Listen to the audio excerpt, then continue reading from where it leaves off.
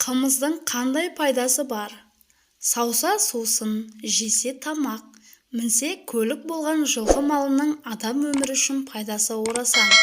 Ғылыми зерттеулер бойынша жылқының қара етінің қоректік қасиеті өзге малдардың етіне қарағанда 24-25%-ға көп болады екен. Сондықтан да ол қорытуға жеңіл әрі тез сіңеді.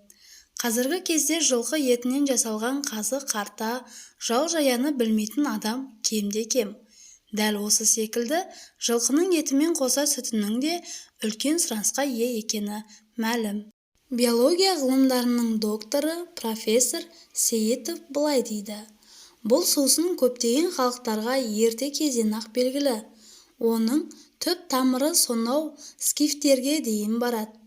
Грек тарихшысы Геродот скифтердің бие сүтінен сусын ашытатынын айта келіп, олардың сүт консервілеу құпиясын мұқият сақтайтынын, ол құпияны ешкімге айтпайтынын жазған. Ал француз саяхатшысы Вильгельм Рубринас та 1253 жылы қазіргі Татарстан территориясына саяхат жасап, қымыз ішкен. Қымызды ашыту жолдарын, дәмін, адам ағзасына, оның ішінде несеп бөлуге әсер ететінін байқаған. Қымыз жайлы көшпелі елдің тұрмыс тіршілігін бақылаған Ақсақов та тіпті орыстың ұлы ақыны Пушкин де жақсы лебіз білдірген. Ал сіз орыс жазушылары Толстой Самара қаласында, ал Чехов Андреевск санаторийінде қымызбен емделгенін білесіз бе? Иә, қымыз қашаннан дәтке қуат, тәнге шипа. Біз бүгін сол қымыздың адам ағзасына тигізетін пайдалары туралы сөз қозғап көрмекпіз. Қымыздың адам ағзасына пайдасы. Қымыз туберкулез ауруына таптырмайтын ем. Қымыздың құрамына кіретін түрлі заттардың бәрі де адамның бойына жақсы сіңеді. Бие сүтінде С витамині мол. Сондықтан оның емдік қасиеттері әсіресе туберкулез ауруынан емдеу үшін айрықша жоғары. Сондықтан да туберкулезді қымызбен емдейтін ең алғашқы курорт 1858 жылы Самара қаласының маңында ашылған екен. Оны ұйымдастырушы Толстиков деген дәрігер. Қымыз асқазанды ыстап, адамның өзін әлдендіреді, оның тәнін жаңғыртады деп жазған. Биенің сүті берекелі болады. Қазақтың сауын саусаң бие сау, боз қырау түспей суалмас дейтін сөзі бар. Сиыр суық түсе бере ерте суалып кетсе, биелерді 7-8 ай бойы саууға болады. Бие басынан күніне орта есеппен 10-12 литр сүт саулады екен. Тіпті кейбір биелер 15-17 литрге дейін сүт береді. Егер жылқының жайылымы мен суаты сапалы болып, күтімі келсе, бие саудың биеге де, құлынға да ешқандай зияны жоқ.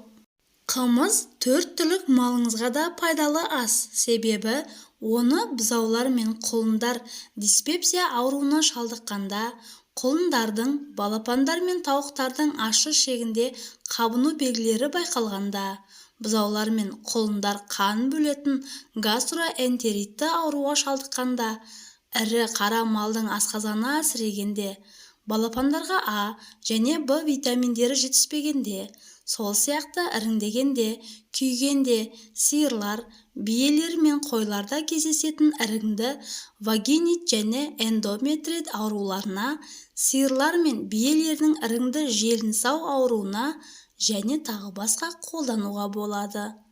Қымыз ішу арқылы жүйке ауруларын емдеуге болады. Қымыз ағзаға жан-жақты әсер етеді. Ол ас қорыту органдарының, жүрек қан тамырлары аппаратының, жүйке жүйесі мен басқа органдардың қызметін жақсартады. Қымыздың әсері бүкіл ағзаны өзгертеді. Физиологиялық және биохимиялық процестер күшейіп, зат алмасу қалпына келеді. Қымыздың құрамында белок көп. Сүттегі ең бағалы зат белок. Бие сүтінде 1,8, 2,2% белок болады. Сүтте белоктың 3 түрі де казеин, альбумин және глобулин кездеседі. Бие сүтінің майы ағзаға жақсы сіңеді. Бие сүтінде шамамен 1,3-2% май бар. Бұл сиыр сүтіндегіден 2 еседен астам кем.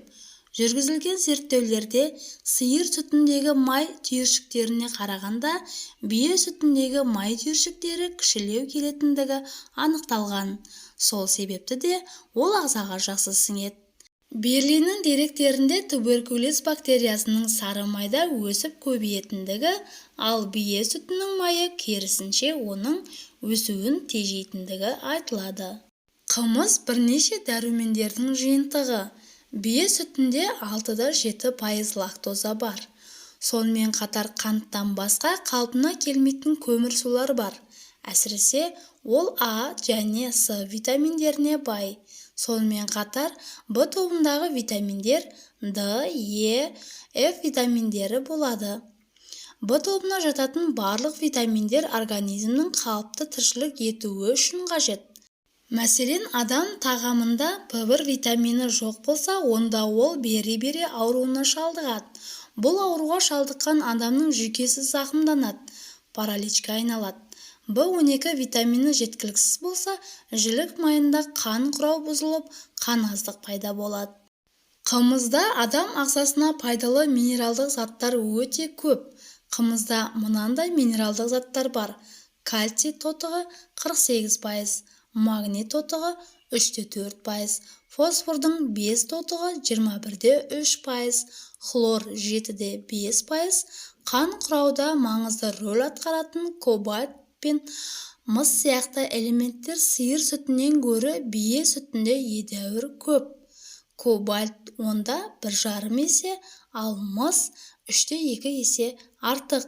1 литр қымызда 1,60 мг мыс болады. Бие сүтінің пайдасы ана сүтіне жуықтау. Құрамындағы микроэлементтерінің мөлшері жөнінен бие сүті ана сүтіне жуықтау.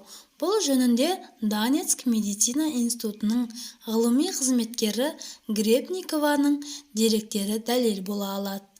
Қазақ тағамтану академиясының президенті Төрегелді Шарманов та ана сүтіндегі дәрумендер мен микроэлементтер қымыздың құрамында да болатынын айтқан. Қазақ халқының 1 ғасырлық тарихын басынан өткізген Жамбыл Жабаев атамыз үйірілген сары алтындай сары қымыз, ауруға ем, сауға қуат, дәрі қымыз. Елімнің баяғыдай сүйген асы, шығаршы тағы нең бар кәрі қымыз деп жырлаған екен. Иә, бұл қымыздың біз осы уақытқа дейін зерттеп, енді ғана дәлелдеп жатқан пайдалары. Алла тағала Құранда сендерге берген жақсы нәрселерден жеңдер, әрі Аллаға шүкір етіңдер деген. Бақара сүресі 172 аят. Ендеше бізге қазақ халқына дәл осындай пайдалы әрі адал асты нәсіп еткен Аллаға сансыз көп шүкіршілік айтамыз. Достар, қымыз жайлы өте пайдалы ақпарат алдыңыздар деген ойдамын. Видео ұнаса лайк басып, қазақша контентті қолдай кетіңіздер. Сіздермен бірге тек қана пайдалы арнасы.